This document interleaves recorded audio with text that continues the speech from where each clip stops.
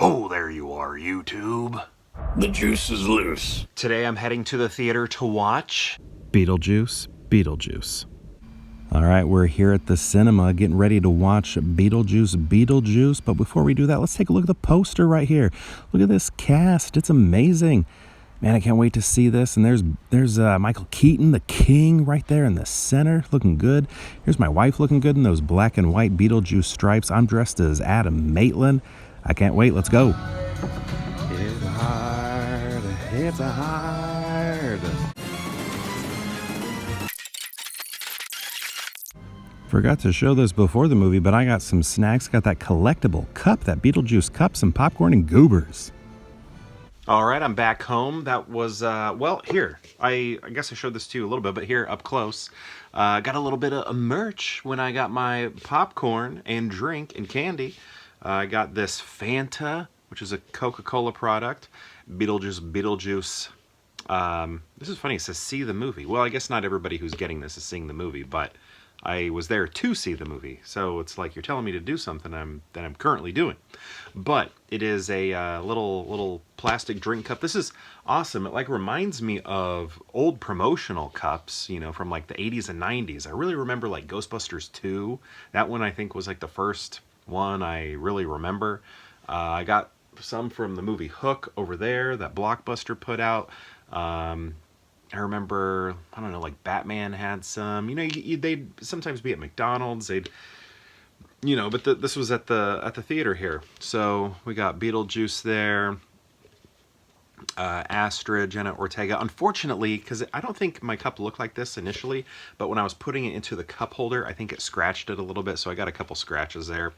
Astrid, Jenna Ortega, Catherine O'Hara, Delia, and then we have Lydia, Deetz here, Winona Ryder. So actually the two of them, oh, she does have a little scuff there, but there we go.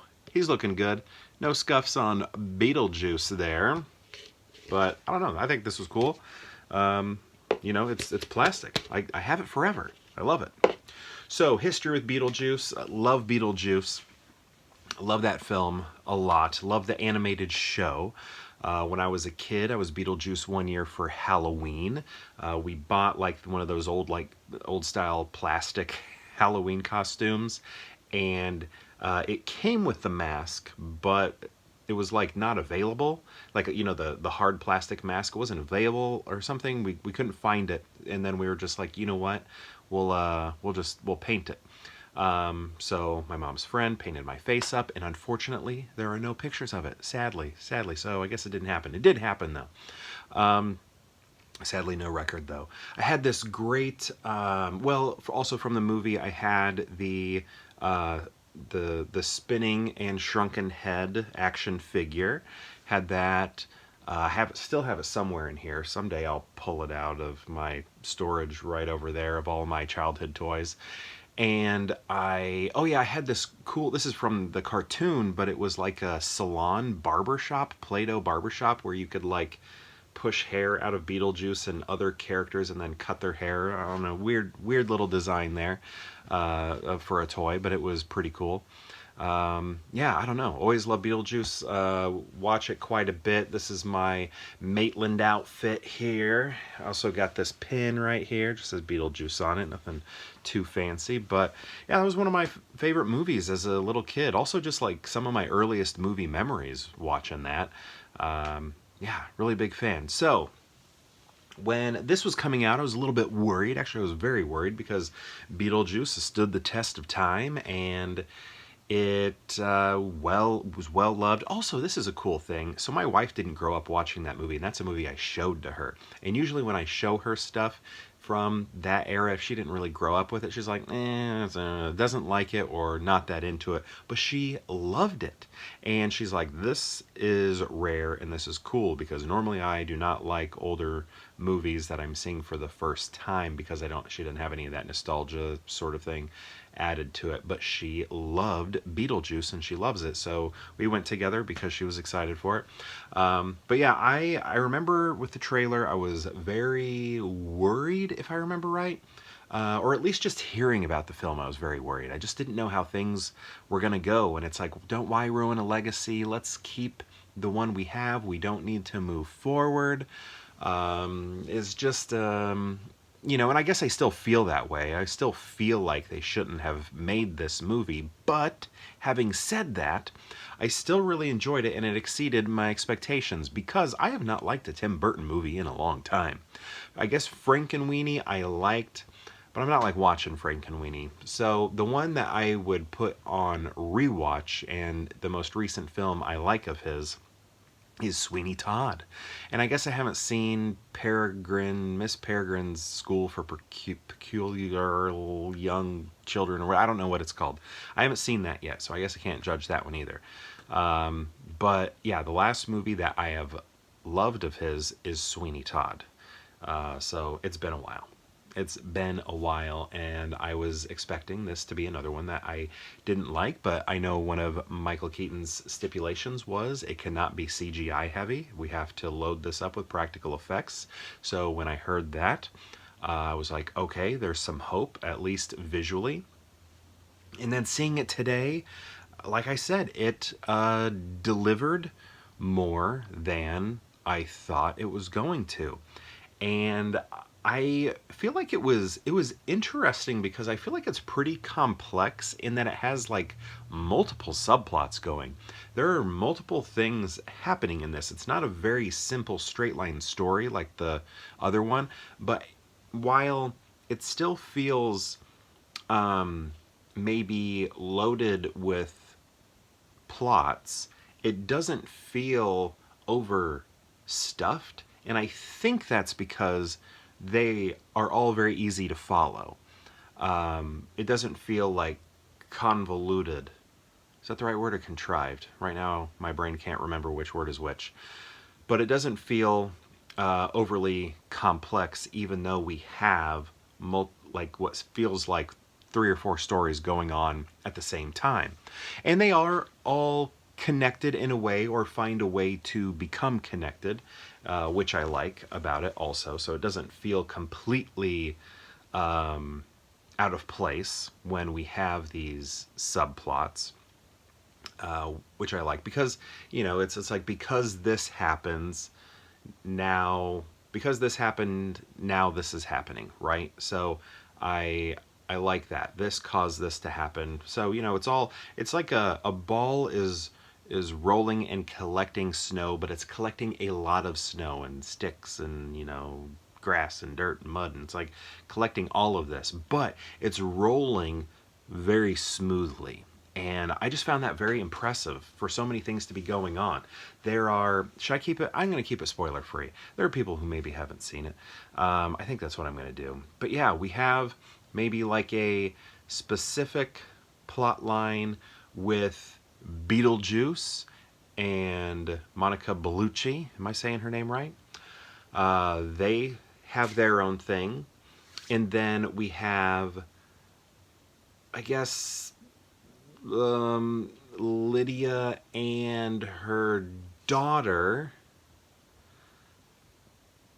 have their thing. And this is, I mean, Lydia's kind of in all of these, but Lydia also, like, and her daughter, who is Jenna Ortega, are, she, like Jenna Ortega also has like her own little subplot in line with their subplot, which is cool. And then I loved everything that was going on with Willem Dafoe. Willem Dafoe is in this movie, right? And he was just cracking me up. I might have been laughing at him more than Beetlejuice almost. Probably not. Michael Keaton was cracking me up. I just thought this was really funny. But yeah, I really loved Willem Dafoe. He's like a cop in the movie, or an investigator, and he just pulls out every single trope, and there's great reason why he does for someone in that position.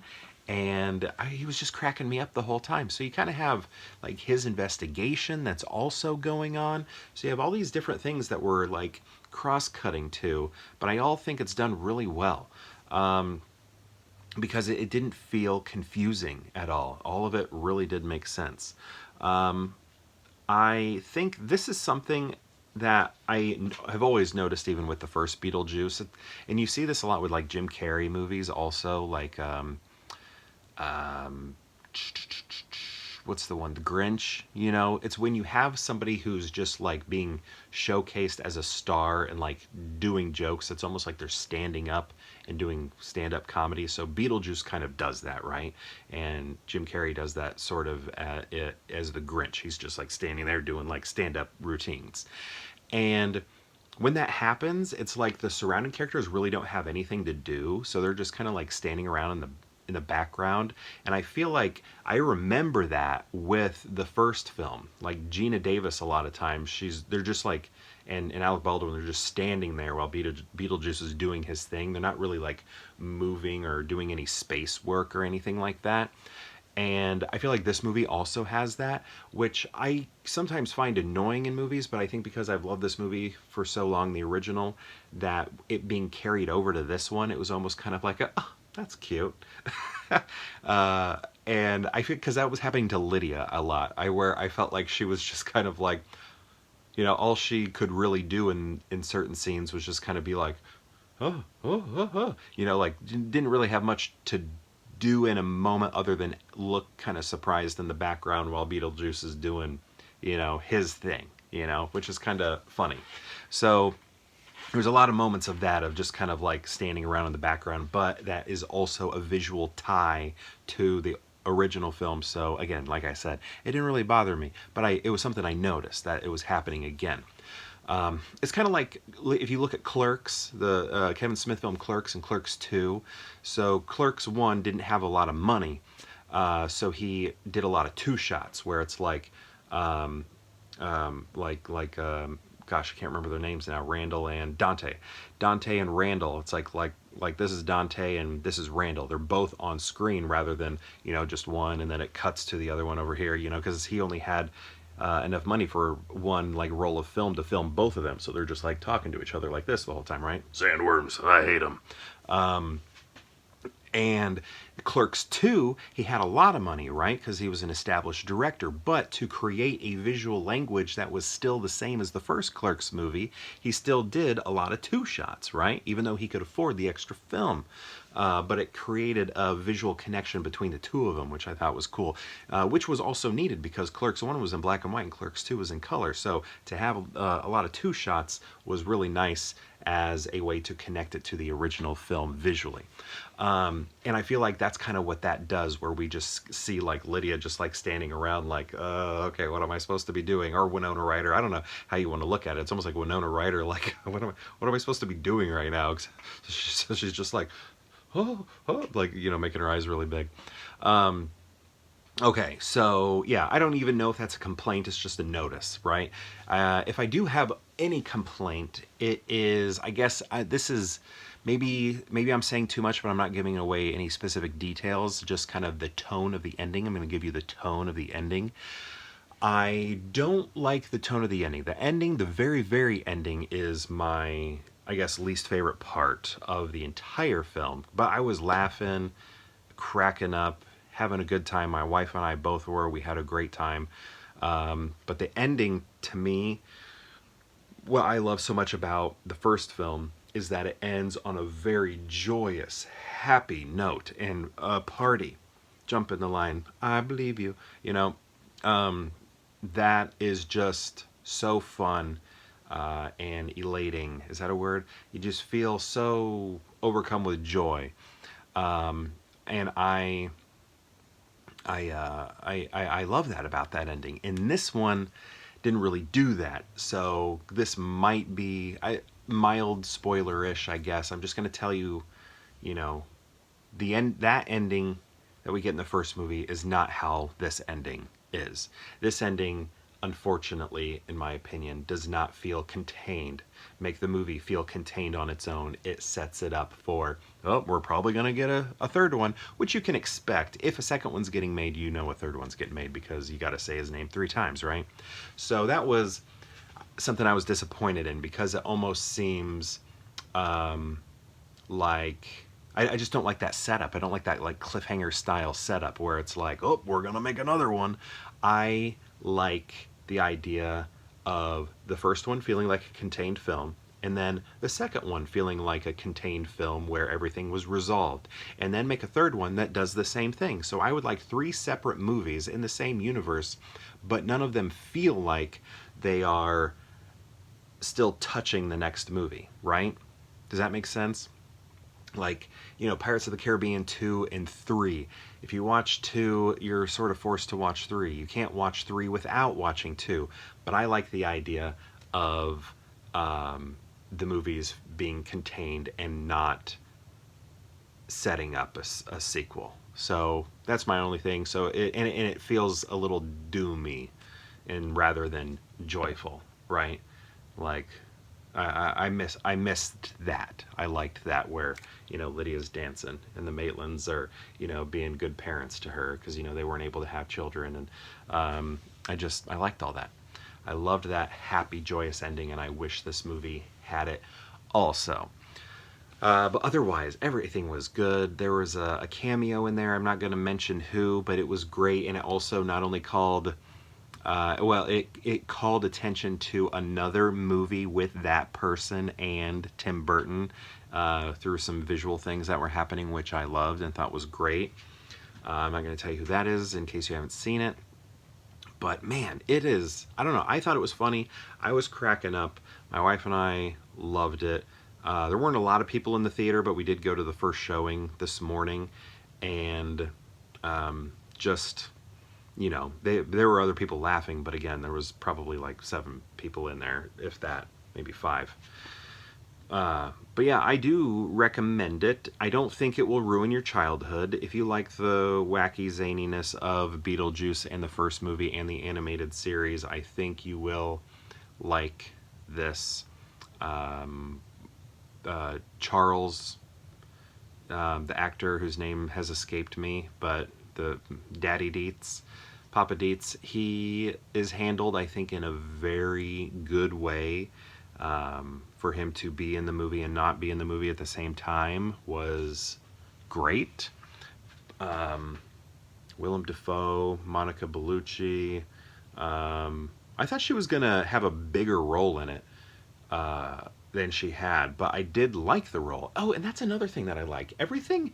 There are major problems and issues in this, but I liked how quickly some things got resolved. There are like 2 things that just got resolved so easily, and I loved that about it. It kind of reminded me of Hellboy a little bit.